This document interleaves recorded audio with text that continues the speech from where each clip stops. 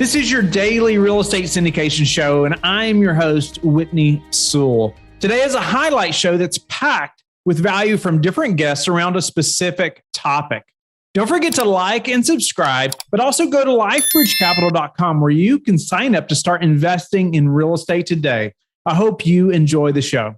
Our guest is Josh Sterling. Thanks for being on the show, Josh. Hey, thanks for having me back, Whitney. A year ago, and what happened? What happened then to transition from where you were at to start building this larger portfolio? Yeah, we got started a really good time back in September of 2009 and started with single family. And you can probably hear that intro, that background on the old podcast. But it was very organic growth. It was mostly a lot of my own capital, occasionally private money, mostly on the debt side, not usually on the equity side, or very, very few of those deals.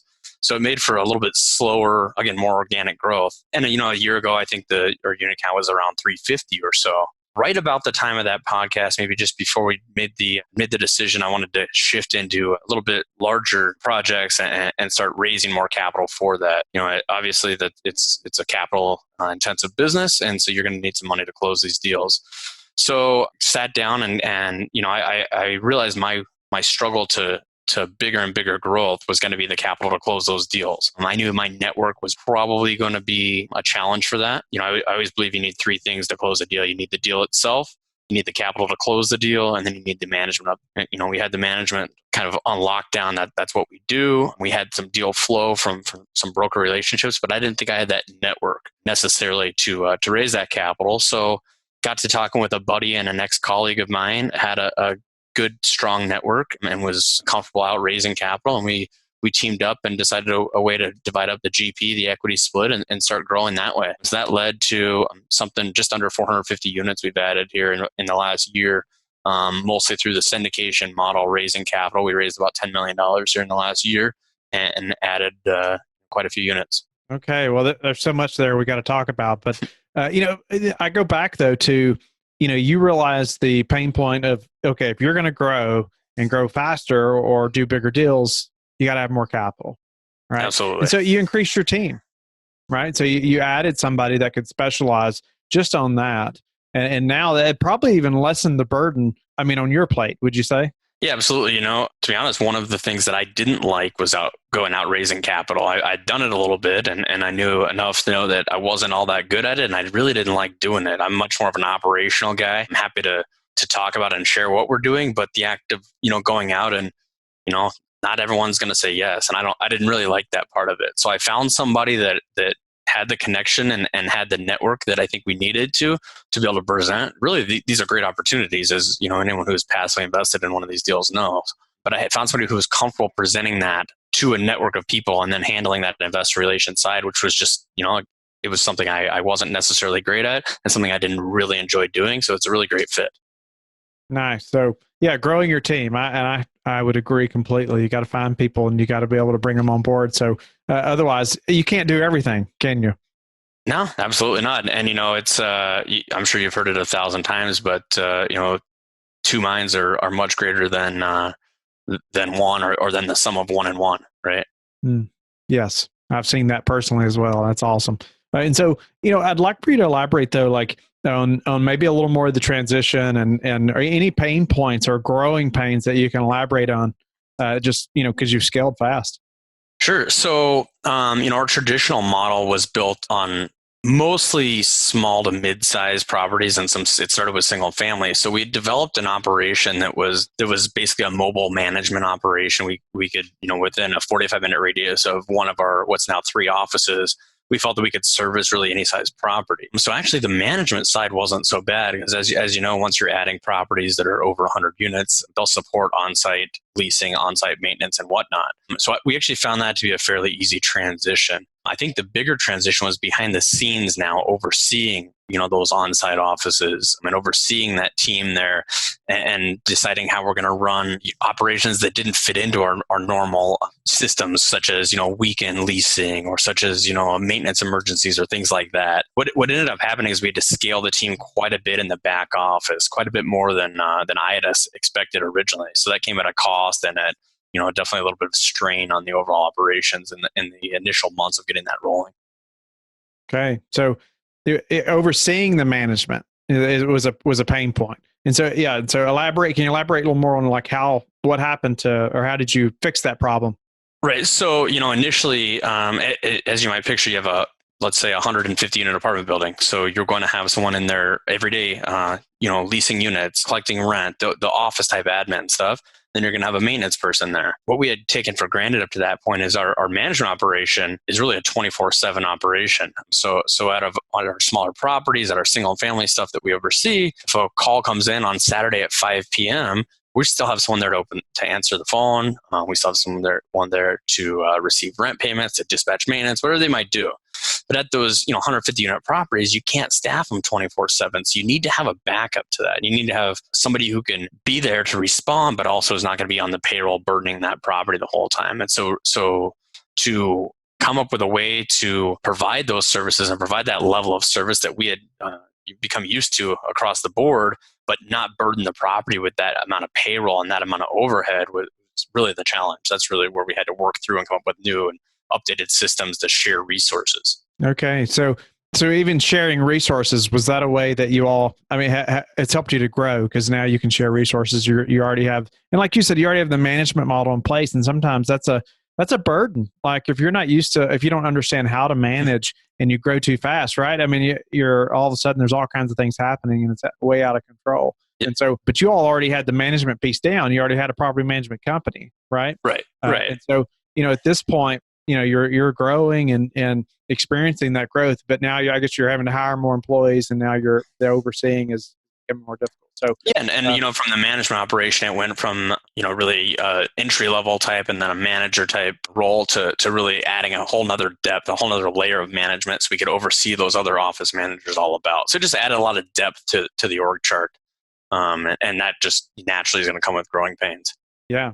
So other than management, any other growing pains you can elaborate on? The management and really getting the properties on board was really I think the most challenging part. And I said earlier, I think there's three pillars to any deal. There's the management and the operations of it, which we just discussed. There's the deal itself, and that's naturally a little bit of a challenge in this market. In the last 10 years, real estate's gotten a lot sexier, right? So there's a lot more competition for the same deal. But I felt that we were able to find sufficient amount of deal flow through either the connections we had or through the reputation we had from closing deals. I don't think that was so much of a struggle. And then, again, the capital to close the deal, that was a key piece that we really just put in place in the last year.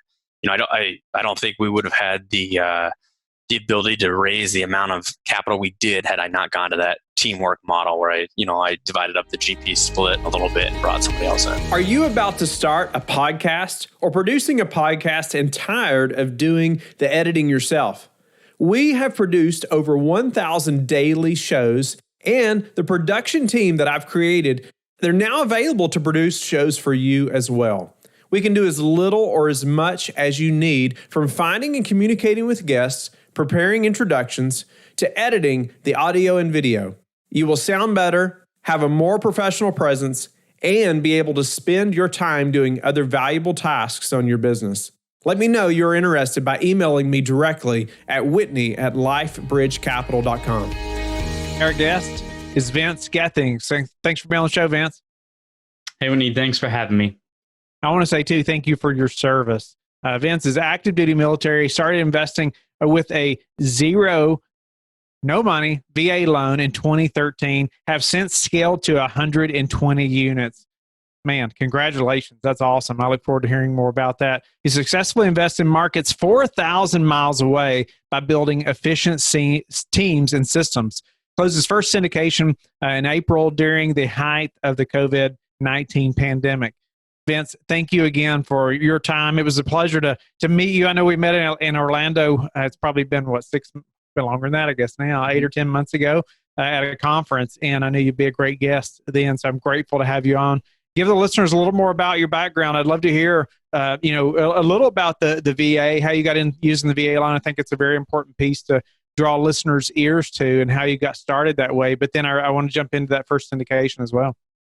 Absolutely. Okay, so taking back to 2013, I was stationed at Travis Air Force Base, California, so Bay Area, California. At that time, we were coming right out of the Great Recession or the housing bust thing. And I was like, probably now is a good time to buy. It was our first home, me and my wife. We just had our first child, and I was pretty financially savvy at that time, but I was really big into stock. So I knew that I want whatever this vehicle was, it was going to be an investment. And then I was starting to do some research on how the VA home loan works and everything like that. And I found some content. I can't cite it right now. I can't remember where it was, but it was pretty much you want to find the house that just is over the line of VA thresholds for acceptable that they're going to sign off on. Because there's a line where they're like, oh, this property is not up to our standards. We're not going to approve it. So you want to find a property that is just above that line. So it needs a lot of work, but it's still habitable in the VA inspector's eyes. So we found that property. We moved in and we did a live-in flip. That's the house hack is you get the zero down with the VA home loan and you live there and you fix it up while you live there. Do the floors. We did some bathrooms, some kitchen stuff as the market appreciates. So a little bit of forced appreciation with the Bay Area market appreciating as well. And then around 2016, my orders were coming due. So we ended up selling that place and we made $130,000 net after everything. And this was a 2-bedroom, 2-bath, 1,100 square foot house in the Bay Area, California. So this was not a big house at all. It was just a very well executed plan. A lot of it was just the rising tide from just being at the right place at the right time. And we took that as the seed money to start building our portfolio 100% out of state in Michigan. How long had you all been married when you all bought that live-in flip? Oh man, maybe a year at that time. Okay. Well, congratulations on making it through that. I just say that my wife and I also purchased a house and pretty much did a live-in remodel or almost flip, but we did not have that kind of plan, and I'm just thankful now that we're still married after that. Yeah, it's been a long time ago, but no, that's awesome, and it's awesome that you were able to use that VA loan, get in, and then make that kind of capital on that deal too to just launch you all forward. Just congratulations on that. So, what kind of deals were you focused on then, and then let's get into the moving into syndication as well. Got it. So 2016 happened. We took that seed money. I was like, okay, I'm going to do real estate. That was a good play. Let's keep it going. So I started doing some more educating, found bigger pockets. And at that time, they were really focused on doing the small multifamilies, the duplexes, the triplexes, and quads. Read all Brandon Turner's books. They were great for starting out, and went and bought, it was like 20 units in 18 months, but they were all small multifamily. So some duplexes, fourplexes, random single family in there. And it was great. And that was all in Michigan. So we built the team. At the time, I was still in California. And I built that portfolio in Michigan. That's where my wife is from. So around 20 units in 18 months is where we started. And then started hitting some roadblocks in my processes and my systems and realized I needed to scale again and move up to commercial property. Okay. So, going down that path, why syndication though? Why not, continue to do smaller deals? So at the time, I knew that with the 20 units I had, that I was running into issues with my process. Like I said, my systems and process, I was reaching kind of a critical mass with my time. I was managing more than I thought I should. And at the time, my property managers, they needed more time for me. So it wasn't really scaling for me time-wise as a business. I was building myself another job, so to speak. And then on the other side of it was the conventional loans. I was kind of running out of those, the 20% down, get a property, 20% out and get a property. I was running out of those.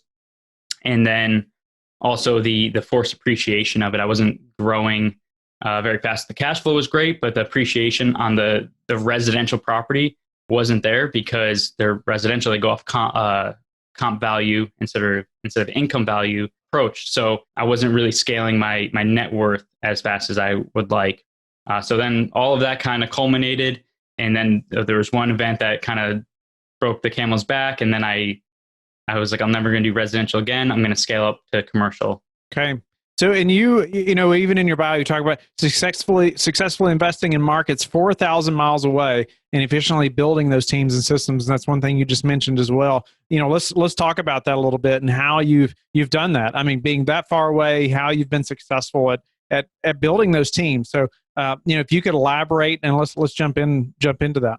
Absolutely. So the first teams I built with the the smaller properties. And again, that was an issue with the smaller properties. You can't really afford, the cash flow is so tight that you can't really afford the high power people or the high speed people that are in this game, because they demand a higher salary, and rightly so. So you need the higher revenue to afford, better teammates when it comes to the out of state teams. So that was another limitation. And then what I did was I had to sit down and kind of do some self reflection, do a strengths and weaknesses analysis of, okay, here's what I'm good at, here's where I'm weak at, and then focus on the weak part. And I was like, I need to find team members, not really to build up my weaknesses, but find team members that will fill in on those weaknesses so I can build those effective teams.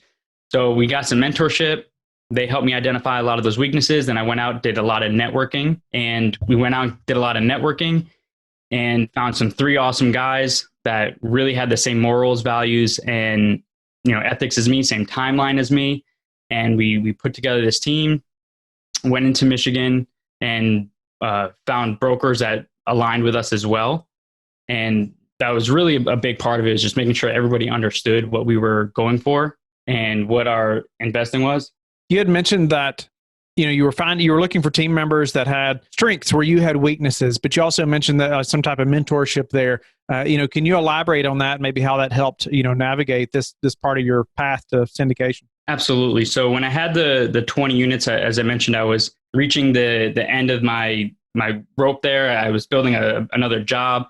My systems and processes at the time were started to crack. So I need to take a step back, do some self-reflections, kind of see where my strengths and weaknesses were, find mentorship on the weaknesses so I can understand, okay, where was I weak at? And then instead of working on building them up, I found team members that were strong where I was weak. And we got together, this is where networking comes into place. We started networking, found 3 guys that had excellent skills in their areas of expertise. We had similar timelines, similar goals, similar values and ethics. We got together a business plan, started going out, reaching out to brokers in Michigan, and we ended up landing a 52 unit as our very next property. So we ended up going for me anyway, I ended up going from duplexes and fourplexes. And my very next deal after doing this self-reflection, took about 3 or 4 months, was a 52 unit that we scaled up to. And that was actually a JV. We hadn't gone up to syndication yet. So we JV'd a 52 unit. Nice. 52 units. No, that's awesome. That's awesome. So building this team, it was crucial, sounds like, to your all success in doing larger deals. Is that right?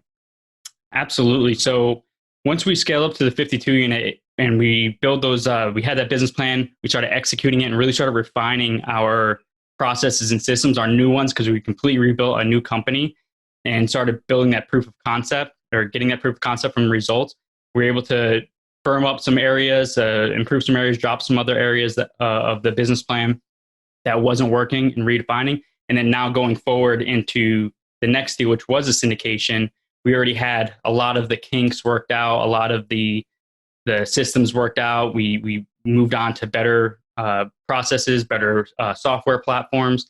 And going into that 48 unit, even though it was during the middle of coronavirus, April 15th is when we closed, we had already proved a lot of our systems and processes up to that point where we didn't have that much of an issue closing that deal or convincing our investors that we had what it took to close the deal. So we already had the track record, and we had the confidence of the other 52 unit that we were executing already in our portfolio that we could move forward on this deal. Nice. Could you elaborate on the better software systems even that you all have in place now that you didn't before? Exactly. So some of it wasn't just like property management like Yardi or AppFolio. A lot of it was the internal software systems of how we manage. So before we were going off like Excel sheets as far as trackers of tasks, then moving up to something like Asana. So using Asana and integrating that with our calendars has been huge, because now we have task lists. We can create task groupings, create task lists, create task flows where we set up recurring tasks. And all this sounds really easy, like admin type things, but there's so many moving parts in real estate and running teams that so many things can fall through the cracks. So having these flows, these workflows with these recurring tasks and on a platform that works just as well on a computer as it does on your phone, and you can add collaborators, outside third parties, and then integrate it with multiple other platforms. Has been a real boost. And we've only started using this program Asana in the last probably 4 or 5 months, but it has really cut down on our wasted time and our repeat recur, like having to go back and fix stuff that was messed up the first time or stuff that was fell through the cracks. That's just one example of using software to firm up your systems and processes. Other ones we use is like Loom. Loom videos is awesome as well. Whenever we're hiring out a tasking, and anybody who's ever hired a VA knows I'm talking about, the communication breakdown of you have a process in your head, you type it out, you give it to a VA, and you get something that's completely different.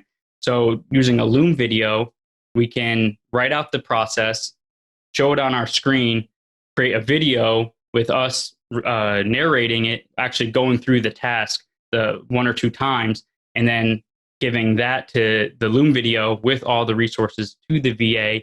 And now they don't have as many questions, and the product that we have, there's not as much back and forth, so no more time wasted. It's a very efficient process. So that's just another small example of using software to firm up your business and your process.